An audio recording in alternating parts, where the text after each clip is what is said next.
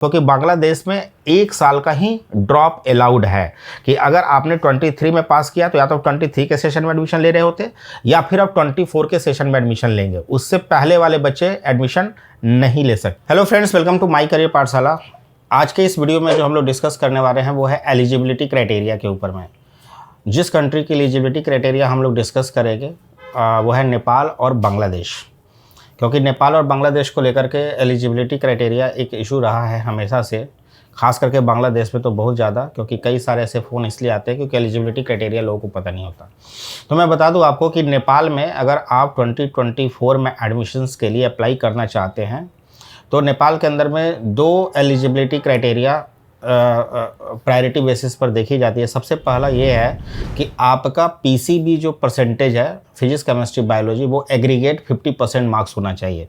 आप किसी भी कैटेगरी से बिलोंग करते हो, चाहे वो एससी एसटी हो, जैसे इंडिया के अंदर में अगर आप रिजर्व कैटेगरी से बिलोंग कर रहे हैं तो 45% का भी क्राइटेरिया है, लेस देन 50% का भी क्राइटेरिया है। लेकिन नहीं, अगर आप नेपाल अप्लाई कर रहे हैं तो नेपाल में अगर आप रिजर्व कैटेगरी के भी स्टूडेंट्स हैं तो मिनिमम पीसीबी में आपके 50% मार्क्स होने चाहिए।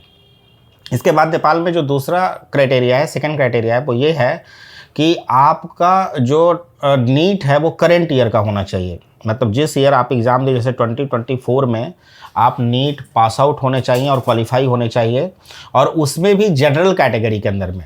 जैसे इंडिया के अंदर में एडमिशन्स लेते हो तो आप अपने अपने कैटेगरी के अनुसार आप जो है काउंसलिंग अटेंड कर सकते हो। लेकिन अगर आप नेपाल के अंदर अप्लाई कर रहे हैं तो आप अगर एससी एसटी ओबीसी का अगर कैटेगरी क्वालिफाइंग मार्क्स सपोज करिए फॉर एग्जांपल कि 110 है और जनरल में 140 है, लेकिन आप रिजर्व कैटेगरी में अगर 115 एडमिशन्स लेकर के आए हैं तो आप नेपाल में एडमिशन्स नहीं ले सकते। और रिजर्व कैटेगरी में अगर आप 140 यानी जो जनरल का कट ऑफ है उससे ऊपर मार्क्स लेकर के आए हैं तभी आप नेपाल के अंदर में एडमिशन्स के लिए एलिजिबल हैं। तो नेपाल में आपका रिजर्व कैटेगरी का कोई भी क्राइटेरिया फुलफिल नहीं किया जाता है, हमेशा जनरल कैटेगरी के ही क्राइटेरिया को देखा जाता है। आप 50% मार्क्स 50% या 50% से ऊपर पीसीबी का क्राइटेरिया होना चाहिए फिजिक्स केमिस्ट्री बायोलॉजी में, तीनों सब्जेक्ट्स मिला करके, और करंट ईयर में नीट क्वालिफाइड होना चाहिए जनरल कैटेगरी के मार्क्स के साथ। तो यह है नेपाल की एलिजिबिलिटी क्राइटेरिया नेपाल में एमबीबीएस अप्लाई करने के लिए। इसके बाद एक और चीज़ है, नेपाल में एडमिशन्स के अप्लाई करने के 2 क्राइटेरिया है। एक तो आप नीट क्वालिफाइड हो, उसके बिहाफ पर वहाँ के प्राइवेट कॉलेज में एडमिशन्स के लिए एप्लीकेशन अप्लाई कर सकते हैं माई करियर पाठशाला के साथ नीचे दिए गए नंबर पर।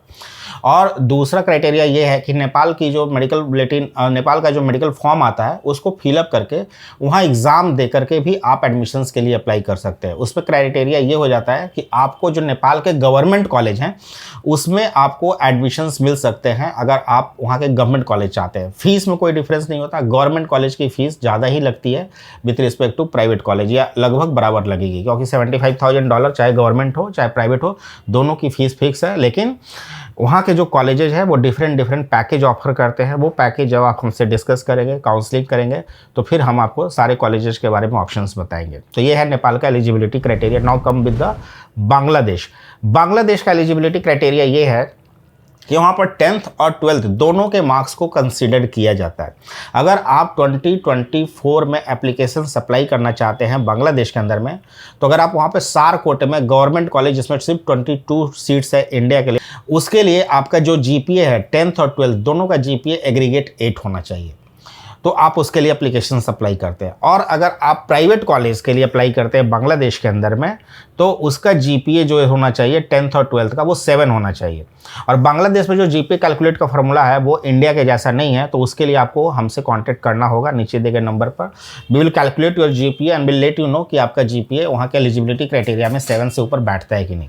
तो पहला क्राइटेरिया 7 जीपीए होना चाहिए प्राइवेट कॉलेज में एडमिशन लेने के लिए। दूसरा क्राइटेरिया ये है कि 12th के अंदर में फिजिक्स केमिस्ट्री बायोलॉजी के अंदर में मिनिमम मार्क्स 60 होना चाहिए।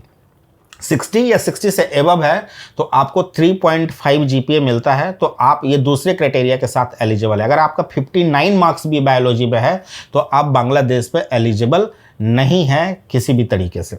Now the third criteria is कि अगर आप 24 में बांग्लादेश एप्लीकेशन अप्लाई करने के लिए सोच रहे हैं 24-25 के सेशन में, तो आपकी जो 12th पास होनी चाहिए वो या तो 23 में होनी चाहिए या 24 में होनी चाहिए। अगर आप 22 के 12th पास आउट हो या उससे पहले के पास आउट हो तो लीगली आप बांग्लादेश में एलिजिबल नहीं हो, आपके सामने स्क्रीन पे आपको ये लास्ट ईयर का दिख रहा होगा, क्योंकि बांग्लादेश में 1 साल का ही ड्रॉप अलाउड है कि अगर आपने 23 में पास किया तो या तो 23 के सेशन में एडमिशन ले रहे होते या फिर आप 24 के सेशन में एडमिशन लेंगे, उससे पहले वाले बच्चे एडमिशन नहीं ले सकते। ठीक उसी तरीके से 10th अगर आप 24 के सेशन में अगर अप्लाई कर रहे हैं बांग्लादेश में एमबीबीएस के लिए, तो आपकी 10th 2021 में पास आउट होनी चाहिए या फिर 2022 में पास आउट होनी चाहिए। तो याद रखिए 21 में 10th या 22 में 10th और 12th के लिए 23 या 24, ये थर्ड क्राइटेरिया है बांग्लादेश में एडमिशन्स लेने के लिए। और ये तीनों क्राइटेरिया मैच होने चाहिए, 10th और 12th दोनों मिलाकर के 7 जीपीए होना चाहिए, बायोलॉजी में 3.5 जीपीए से नीचे नहीं होना चाहिए, 60 या 60 से एवं मार्क्स होना चाहिए। कई सारे स्टूडेंट्स को कन्फ्यूजन हो जाता है कि 70 मार्क्स का क्राइटेरिया, जो आप वीडियो देख रहे हैं 70 मार्क्स वाले क्राइटेरिया, वो ओल्ड वीडियो है जो गवर्नमेंट ने इंप्लीमेंट किया था, बांग्लादेश गवर्नमेंट ने, लेकिन उसको उसी सेशन में फिर से रिवाइज करके चेंज कर दिया गया और जो पुराना एलिजिबिलिटी क्राइटेरिया था ओल्ड वाला 60 का, उसको फिर से लागू कर दिया गया। तो 3.5 या 60 प्लस जीपीए और 12th आपका 1 साल से ज़्यादा का ड्रॉप नहीं होना चाहिए और 10th और 12th के बीच में कोई गैप नहीं होना चाहिए। मतलब कंजिक्यूटिव ईयर में 10th 11 12 पास होना चाहिए। ऐसा नहीं कि 10th आपने 2021 में किया और उसके 3 साल के बाद कुछ किया नहीं फिर उसका 12th कर लिया, वो भी बांग्लादेश में लीगली एलिजिबल नहीं। मैं बार बार लीगली शब्द का इस्तेमाल कर रहा हूँ, तो आप थोड़ा सा होशियार होंगे तो समझ जाएंगे। तो फ्रेंड्स, ये है बांग्लादेश और नेपाल का एलिजिबिलिटी क्राइटेरिया। अगर आप एमबीबीएस एडमिशंस के लिए प्लान कर रहे हैं apart from India, you can look for these 2 country in priority options.